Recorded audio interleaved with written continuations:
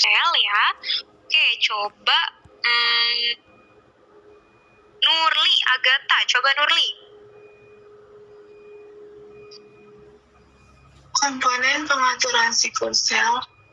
Untuk kemampuan sel untuk memulai siklus sel tergantung dari adanya protein silin dan silin dependent kinase. Silin mengontrol siklus sel dengan mengatur silin dependent kinase. CDKS menjadi aktif ketika berikatan dan membentuk kompleks dengan protein silin. Yang kompleks itu ekspresi CDK stabil selama siklus sel, tetapi silin mengalami ekspresi sintesis dan degradasi secara periodik. Hal ini menyebabkan aktivitas CDK mengalami peningkatan dan penurunan selama siklus sel sesuai dengan level ekspresi silin. Oke ya, jadi bacanya siklin ya, cyclin atau cyclin dan juga cyclin dependent kinase, atau kalau bahasa Indonesianya siklin sama CDK gitu ya. Nah, apa sih peranannya dari si siklin sama CDK itu? Ternyata untuk memulai siklus sel itu ya, sel itu butuh protein ini, pasangan ini nih, protein siklin dengan CDK-nya atau siklin dependent kinase-nya. Ya, tujuannya apa? Siklin ini gunanya apa? Untuk ya, jadi dia berikatan dengan CDK, siklin berikatan dengan CDK ya, kemudian dia menjadi aktif gitu ya, itu yang bisa untuk melakukan siklus sel. Jadi bisa dari tahapan ke tahapan, ternyata tahap G1 gitu ya, itu butuh siklin sama CDK. Nanti ada restriction point, dicek lagi hasil fase G1-nya. Kemudian di fase S butuh lagi siklin sama CDK gitu ya. Kemudian nanti ada masuk ke fase G2 butuh lagi siklin sama CDK. Lalu nanti ada checkpoint lagi di fase G2 menuju M. Ya, di fase M juga butuh siklin sama CDK. Nanti kita akan lihat ya. Jadi sebetulnya ekspresi dari CDK-nya ini selalu ada. Yang warna merah ini ya, yang digambarkan sebagai warna merah, ini selalu ada. Ya, tapi siklinnya ini kalau dia sudah lewat satu fase biasanya dia terdegradasi gitu. Jadi biasanya kalau digambarkan dari grafik gitu ya, si siklin sama CDK ini fluktuasi untuk ekspresinya, karena ketika siklin sama si CDK ini berikatan maka konsentrasinya jadi tinggi ya. Kemudian ketika siklinnya ini terdegradasi setelah dia melakukan proses fase pada siklus sel, siklin terdegradasi, CDK-nya nggak punya temen ya, CDK-nya nggak punya partner, akhirnya CDK-nya juga turun konsentrasinya gitu ya. Jadi ini hanya sekilas gambaran umum tentang fluktuasi atau naik turunnya ekspresi dari si siklin dan CDK gitu ya. Oke, kita mau bahas lebih lanjut tentang si siklin dan siklin dependent kinase. Oke, apa itu siklin ya? Jadi ternyata siklin itu ada beberapa macam. Ada siklin yang berperan dalam proses G1.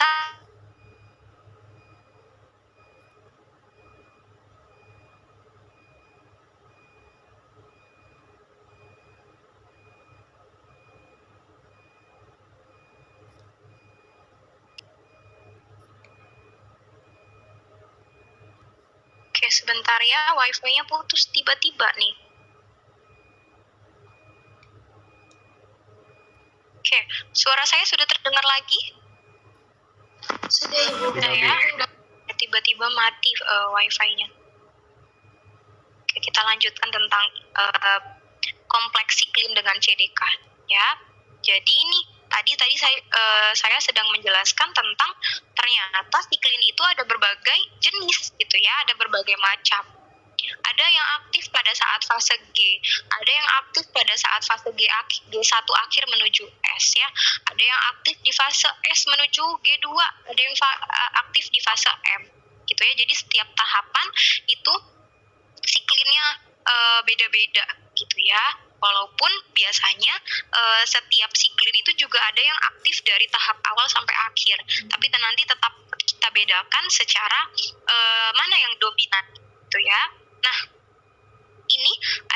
berapa? Siklin ya dan CDK. Jadi mereka itu udah jodoh gitu. Jadi berpasangan terus nih siklin dan CDK ya di dalam siklus sel. Nah, ini CDK partnernya kalau siklin D, CDK partnernya itu 4 dan 6. Kalau siklin E, CDK partnernya 2, yang A juga 2, yang B CDK 1 gitu ya. Nah, kompleks siklin sama CDK itu dia akan mengaktifkan protein target dengan memberikan fosfor atau kegiatan yang namanya fosforilasi. Ya, protein targetnya itu nanti akan aktif, kemudian akan menginisiasi tahapan dari siklus sel. Gitu. Gunanya apa sih Bu siklin sama si CDK ini kok penting banget di dalam siklus sel? Ternyata mereka berdua ini ya untuk mengaktifkan protein target di setiap tahapan. Yang tadi tahapannya ada G1, fase S gitu ya, G2, fase M, balik lagi ke G1. Itu dia mengaktifkan protein-protein target yang ada di setiap tahapan siklus sel untuk menginisiasi atau memulai berlangsungnya proses siklus sel itu. Gitu. Jadi siklin yang memulai fase G1 ya dia mengaktifkan protein target yang fungsinya untuk menjalankan proses G1. Kemudian siklin sama CDK lagi dia nanti akan mengaktifkan proses pada saat fase S, fase G2, fase M gitu ya. Nanti akan kita bahas ada 2 komponen yang penting. Oke, kita lanjut dulu. Ini dia. Coba saya mau minta Dewi Haryati, coba Dewi dibaca. Baca kontol. Tes. Siklin pada manusia itu dapat dibagi menjadi siklin A, B, dan E. Kalau siklin D itu disintesis pada awal fase G1, berikatan dengan serika 4 dan serika 6. Sel dapat memasuki fase S ketika siklin E itu disintesis dan berikatan dengan serika 2 pada akhir fase G1. Sel memasuki fase G2 bila terbentuk kompleks dari ikatan siklin A dengan serika 2 dan serika 1. Terbentuknya ikatan antara siklin B dengan serika 1 akan mengakibatkan sel itu memasuki fase mitosis dan meninggalkan fase G2. Oke, terima kasih Dewi. Ya, biar mudah menghafalnya, tahapan siklus sel itu ada 4, siklin yang berperan itu ada D, E, A, B. D ya. D kapan dipakainya? Ya, disintesis di awal fase G1. Siklin D tapi dia punya partnernya CDK 4 dan 6. Gitu ya. Ini di fase G1 siklin D sama satunya berikatan dengan CDK 4, satunya berikatan dengan CDK 6. Ya, yang kedua siklin E. Kapan siklin E? Ketika siklin E sudah disintesis, maka sel itu akan masuk ke dalam fase S. Ya, nih siklin E berikatan dengan CDK 2, dia akan masuk ke fase S. Ya. Kemudian siklin A itu ketika dia sudah terbentuk ya, dia akan masuk ke dalam fase G2 si selnya. Nih, siklin A dengan CDK 2 berikatan akan menginisiasi sel untuk masuk ke fase G2. Terakhir siklin B ya, berikatan dengan CDK 1, kalau di sini sebutannya CDE2 gitu ya. Sebetulnya sama saja ya antara CDK 1 dengan CDE2 atau CDC2 gitu ya. Itu adalah nama yang sama, yang intinya adalah cyclin dependent kinase ya. Itu dari B ya. B ini dia akan berikatan dengan CDK 1 atau CDE2 memasuki fase mitosis ya. Nih, udah ada di gambar. Oke, jadi ada 4 siklin kalau pada mamalia ya. Atau pada manusia di kita, siklin kita tuh ada 4 ya. Siklin D, E, A, B. D itu masuki fase G1, E itu memasuki fase S ya. Kemudian A itu memasuki fase G, dan B itu memasuki fase M dengan berikatan dengan si CDK komplemennya masing-masing ya. Jadi biar menghafalnya mudah, maka hafalah dengan D ya, maaf ketuker nih saya, D, E, A, B gitu ya. Oke, kita lanjut lagi ya. Nih tadi ya di 2 slide sebelum ini dikatakan bahwa siklin itu akan mengaktifkan protein target ya, mengaktifkan protein target dengan memberikan fosfor atau fosforilasi supaya dia bisa masuk ke siklus sel gitu ya, bisa masuk ke tahap selanjutnya. Nah, itu contohnya berperan pada saat checkpoint. Ya, ada dua hal yang perlu kita pelajari. Yang pertama ini, dari G1 menuju S. Ya, perpindahan dari fase G1 menuju S ya, itu diinisiasi oleh fosforilasi PRB atau protein retinoblastoma. Ya, jadi ini tadi di G1 ya, siklin yang berperan adalah siklin D.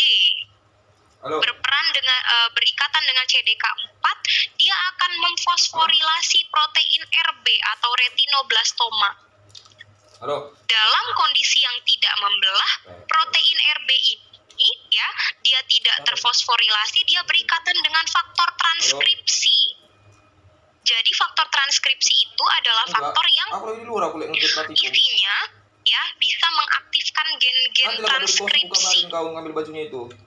Ya, jadi pada saat siklin D sudah berikatan dengan CDK4, dia akan memberikan fosfor ke protein RB sehingga protein RB itu melepaskan ikatannya dengan faktor transkripsi atau E2F ya, E2F atau E2F yang menyebabkan sel itu bisa mengaktifkan gen-gen transkripsi untuk memasuki fase S. Jadi transisinya dari G1 menuju S ya, itu diinisiasi oleh fosforilasi dari protein retinoblastoma. Ya, oke, biar nggak bingung. Tadi kita sudah belajar ada 4 tahapan siklus sel. Di setiap siklus sel itu dia butuh siklin yang berikatan dengan CDK atau siklin dependent kinase. Mereka itu udah jodoh istilahnya ya, jadi kemana-mana berdua gitu ya. Nah, ketika mereka ini sudah aktif, kalau misalkan siklin sama CDK itu sudah berikatan, maka dia akan memfosforilasi protein target. Ya, siapa target pada fase G1 menuju S? Yaitu protein retinoblastoma atau PRB. Kenapa sih kok PRB-nya dikasih fosfor? Supaya PRB-nya ngelepasin E2F.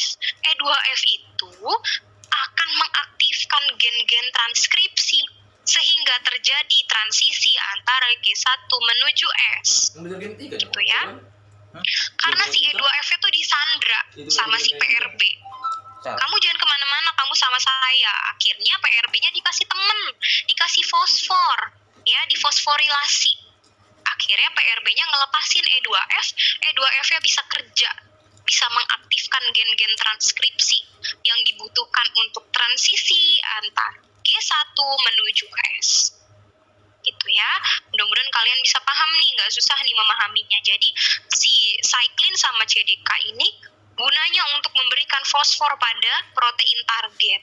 Protein target di G1 menuju S siapa? Yaitu protein retinoblastoma. Ya, ketika protein retinoblastomanya sudah dikasih fosfor, dia akan melepaskan faktor transkripsi atau E2F. Ketika sudah lepas, E2F-nya bisa mengaktifkan gen-gen transkripsi untuk sel itu melakukan masuk ke dalam fase sintesis DNA. Gitu ya.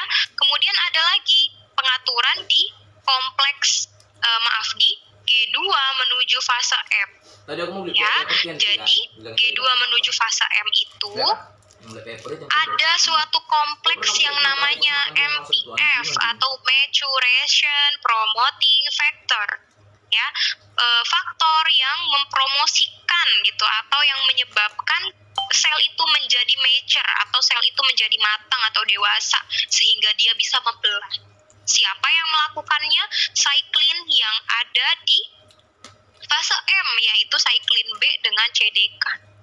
Ya, oke. Jadi siklin B sama CDK ini akan membentuk kompleks MPF sehingga ya dia bisa masuk ke dalam fase M atau bisa melakukan mitosis. Gitu ya. Kalau buah mungkin ya. Jadi di sini ada kata-kata peningkatan kadar siklin di dia akan mengaktifkan CDK ya untuk membentuk kompleks cyclin dan CDK ya tadi ya. Setiap cyclin itu setelah melakukan fungsinya dia akan terdegradasi, tapi setelah terdegradasi dia akan terbentuk kembali gitu ya, nanti yang berikatan dengan si cyclin dependent kinase-nya gitu. Nah, peningkatan kecil kadar cyclin akan memproduksi peningkatan aktivitas MPF kinase yang besar. Jadi walaupun cyclinnya itu lagi disusun nih, otomatis kan kadar cyclinnya meningkat pelan-pelan ya. Itu akan mengaktifkan aktivitas MPF kinase untuk kondensasi kromosom, persiapan untuk mitosis. Gitu. Jadi kalau tadi pada fase G1 menuju S yang difosforilasi gitu ya sama si protein cyclin dan CDK itu adalah protein retinoblastoma supaya EPF-nya itu E2F-nya itu bisa bebas dan mengaktifkan faktor-faktor transkripsi. Kalau di fase G2 menuju M, siklin sama CDK itu akan menginisiasi terbentuknya kompleks MPF. Ya, ketika MPF sudah aktif, selnya itu sudah dianggap mature atau sudah dianggap dewasa, maka dia akan masuk ke dalam fase M. Ya, atau masuk ke dalam tahap mitosis. Oke, kita lanjutkan. Oke, sebelum itu saya mau tanya dulu. Saya mau minta Eli coba jelasin apa tahapan yang terjadi di antara fase